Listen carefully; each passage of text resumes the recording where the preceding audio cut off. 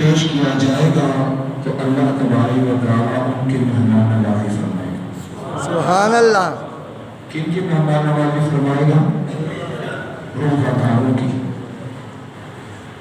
تو آج اگر دنیا کے اندر ہماری کوئی بڑا آدمی مہمان نوازی کرے تو ہم پھولے نہیں سماتے، کہتے تجھے معلوم ہے فلاں آدمی نے مجھے بلایا تھا اپنے گھر میں، اپنے فیکٹری میں، یا جہاں پر، تو ہم نے وہاں پہ اتنے قسم کے کھانے کھائے۔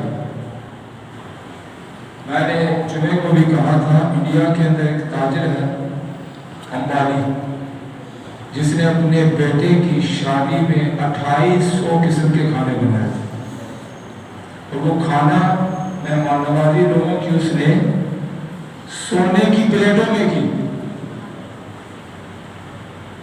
تو جب قیامت کا دن ہوگا اللہ تبارک و تعالیٰ اپنے روزہ دار بندوں کی مہمان نوازی کرے گا تو وہ کیسا منظر ہوگا، وہ کس طرح کی مہمان نوازی ہوگی، جنت کے وہ کیسے مشروبات ہوں گے، جنت کے وہ کھانے کیسے ہوں گے، کیا انداز ہوگا، کیا منظر ہوگا۔ میرے آقا علیہ الصلوۃ والسلام اور صحابہ کرام وہاں پہ موجود ہوں گے، پھر روزہ داروں کو وہاں پہ مہمان کے طور پہ بلایا جائے گا، وہاں پہ مدعو کیا جائے گا، اور وہ روزہ دار جو ہے وہاں پہ اللہ کی بارگاہ میں وہ جو وہاں پہ مہمان نوازی ہے وہ کھائیں گے یا جو بھی جس طرح استعمال کریں گے، اور جو روزہ خور ہوگا، میرا آقا علیہ الصلوۃ والسلام نے ارشاد فرمایا، جو بندہ جان بوجھ کر بغیر کسی عذر کے، نہ بیمار ہے، نہ زخمی ہے، نہ کوئی اور وجہ ہے، وہ نماز روزے کو چھوڑے گا، 9 لاکھ سال جہنم کی آگ میں جلایا جائے گا۔ 9 لاکھ سال جہنم میں۔ مسلمانوں تمہارے جسم اتنے طاقتور اور اس قدر زیادہ مضبوط نہیں ہے کہ جہنم کے عذاب کو لمحہ پر بھی آپ برداشت کر سکتے، نہیں کر سکتے۔ بڑا دردناک عذاب ہوگا جہنم کو، جس کو جہنم کے اندر جس کو ہلکا عذاب ہوگا، جس کو سب سے ہلکا عذاب مجھے ہوگا کہ اس کو آگ کی جوتیاں پہنائی جائیں گی۔ سب سے ہلکا عذاب بتا رہا ہوں جہنم کا۔ کتابوں کے اندر آتا حضور علیہ الصلوۃ والسلام نے ارشاد فرمایا، جس بندے کو جہنم کا سب سے ہلکا عذاب ہوگا اس کو آگ کی جوتیاں پہنائی جائیں گی، آگ کی جوتیاں جس کی تپش سے اس کا دماغ ہانڈی کی طرح بھرتا ہو۔ یہ سب سے ہلکا عذاب ہے جہنم کا۔ اور جو روزہ کھانے کی وجہ سے، روزہ توڑنے کی وجہ سے، روزہ نہ رکھنے کی وجہ سے جہنم کے عذاب میں گرفتار کیے جائیں گے، وہ بھی 9 لاکھ سال برس، تو کیا ہم سے برداشت ہوگا؟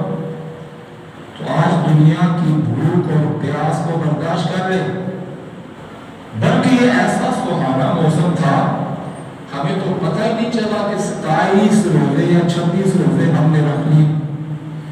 میں تو کہتا ہوں کہ 27-26 روزے ہم اور رکھتے تب بھی ہمیں پتہ نہ چلتا، جس طرح کہ ہم نے اپنے جسم میں ان روزوں کو محسوس کیا ہے۔ بڑے راحت اور سکون والے روزے تھے، لیکن کئی بد نصیبوں نے ان دنوں میں بھی روزے نہیں رکھے۔ قیامت کا دن ہوگا، میرا آقا علیہ الصلوۃ والسلام نے ارشاد فرمایا کہ یہ روزہ یعنی رمضان اور یہ قرآن اللہ کی بارگاہ میں قرآن پڑھنے والے اور روزہ رکھنے والے کے بارے میں التجا کریں گے، شفاعت کریں گے، یا اللہ یہ دل میں بھوک اور پیاس برداشت کرتا تھا، روزہ رکھتا تھا، آج میں ان کی شفاعت کرتا ہوں، میری شفاعت کو اپنی بارگاہ میں قبول کر۔ اللہ تبارک و تعالیٰ اس روزے یعنی رمضان کی شفاعت کو اپنی بارگاہ میں قبول فرمائے گا، اور قرآن اللہ کی بارگاہ میں کھڑا ہوگا، یا رب العالمین یہ رات کو تراویح کی صورت میں یا ویسے قرآن کی تلاوت کی صورت میں قرآن پڑھتا تھا، اپنی نیند کو قربان کرتا تھا، اپنی آرام کو قربان کرتا تھا، یا اللہ اس کے حق میں میری شفاعت کو بھی قبول فرما۔ اللہ تبارک و تعالیٰ اس کی شفاعت کو یعنی قرآن پاک کی شفاعت کو بھی اپنی بارگاہ میں قبول فرمائے گا اور اس بندے کی بخشش فرمائے گا۔ قرآن اور رمضان یہ دونوں بندے کی شفاعت کریں گے، اور جس کی وجہ سے ہمیں قرآن اور رمضان ملا ہے اس کی شفاعت کا عالم کیا ہوگا، اس محبوب علیہ السلام کی شفاعت کا عالم کیا ہوگا۔ اور یاد رکھیے پیارے اسلامی بھائیوں، حضور علیہ السلام نے ارشاد فرمایا، حدیث پاک کا مفہوم ہے، امت محمدی کے لیے دو نور ہیں دو اندھیروں کے لیے۔ صحابہ کرام علیہ رضوان نے یا رسول اللہ صلی اللہ علیہ وسلم وہ دو نور کیا ہیں اور وہ دو اندھیرے کیا ہیں؟ میرا آقا علیہ السلام نے ارشاد فرمایا، قبر کا اندھیرا اور محشر کے میدان کا اندھیرا۔ اور وہ دو نور کیا ہیں؟ فرمایا نور قرآن اور نور رمضان۔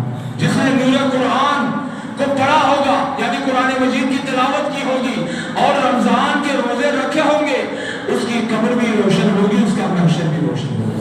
سبحان اللہ۔ لیکن شرط یہ ہے کہ قرآن بھی پڑھا ہو، شرط یہ ہے کہ رمضان کے روزے بھی رکھے ہوں، اس خوش نصیب کی قبر جو ہے وہ روشن ہوگی، اس کا محشر کے میدان میں اللہ کی بارگاہ میں جانا، پل صراط سے گزرنا اور دہشتناک اور قسم کے مطلب کہ خوفناک مناظر اور وہاں سے گزر کر یہ جو رمضان کا اور قرآن کا نور ہے اس کے ساتھ ہوگا، تمام قسم کے مشکلات سے آزاد ہو کر اور ان سے عبور کر کے اللہ کی بارگاہ میں حاضر ہوگا۔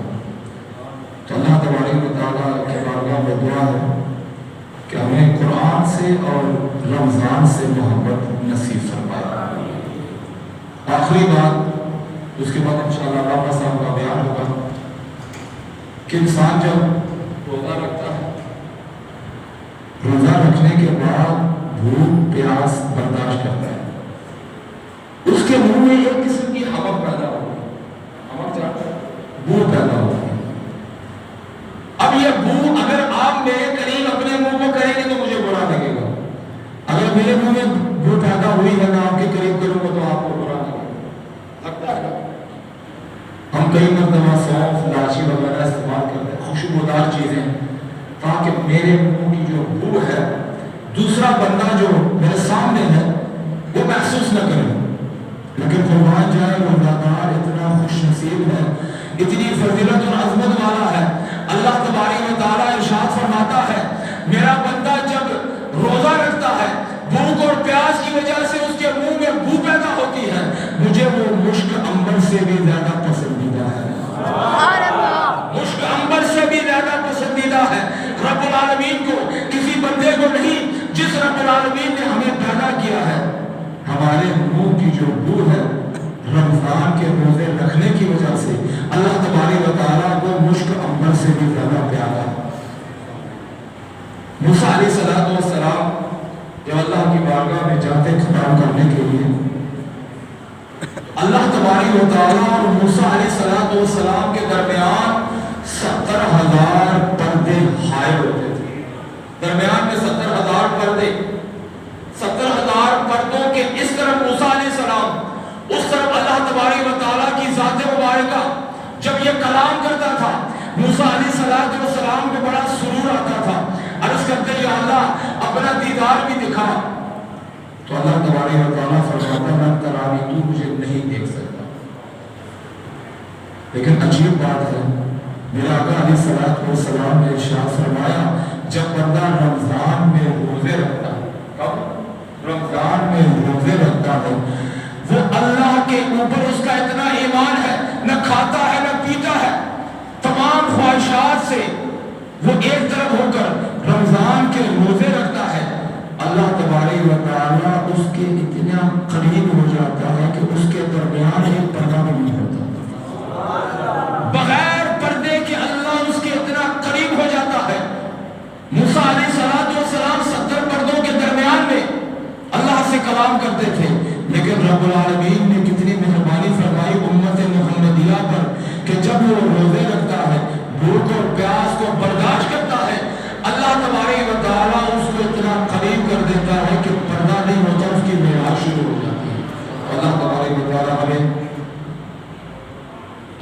قرآن اور قرآن کی عظمتوں کو، رفتوں کو اور فضیلتوں کو سمجھنے کی توفیق عطا فرمائے۔ وآخر دعوانا الحمدللہ رب العالمین۔